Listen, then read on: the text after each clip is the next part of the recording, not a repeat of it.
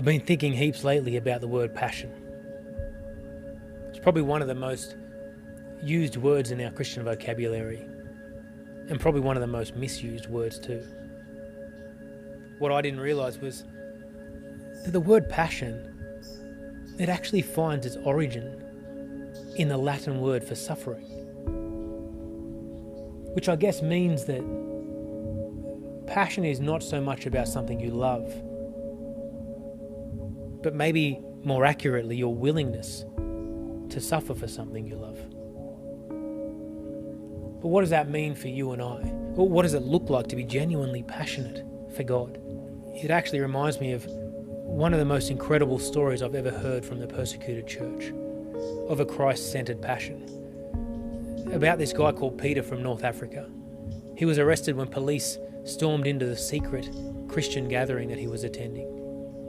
He was caught and held for 6 years without charge in some of the most horrific conditions I've ever heard of. On one occasion, Peter was locked in a cell so narrow that he could only lie down, essentially a coffin, for 5 months. They took him straight from this coffin and placed him in an underground cell, completely dark, and they left him there for a further 6 months. When they finally pulled him out of this hole, he said not only was he almost completely blind, but his legs were paralysed. And over the coming months, by the grace of God, he says, my sight returned and my legs were healed. The police would regularly pull him in and say, Peter, we want you to sign this piece of paper, which literally said, I will not speak about Jesus. I will not meet with Christians. And on each occasion, he would refuse to sign it. One day, Peter and 2 fellow Christian inmates resolved to escape. With no shoes and just the clothes on their backs, under a hail of gunfire, they ran for their lives. In fact, Peter didn't stop walking for more than 200 kilometres until he reached the relative safety of a refugee camp. And as he spoke about the last 6 years of his life, he said he realised that not only had he lost his freedom, but he lost time. He said, I'm almost 40 years old, I'm not trained, I'm not educated. I may never get married or have a family of my own. But then he stopped and smiled and he said, but I still have Jesus, and he's worth it all. It dawned on me recently that,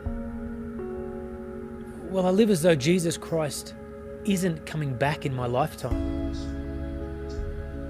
And the impact that has on my faith, on my passion, is crazy. Because if I'm honest with you, I've been living that style of faith for more than 30 years.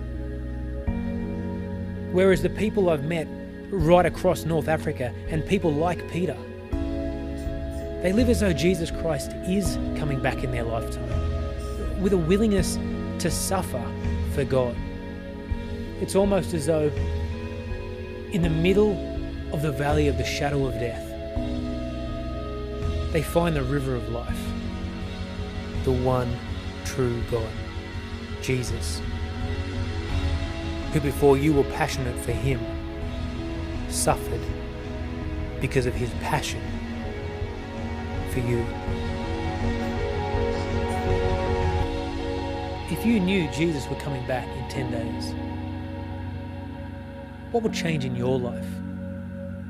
Because whether he is or isn't coming back in our lifetime,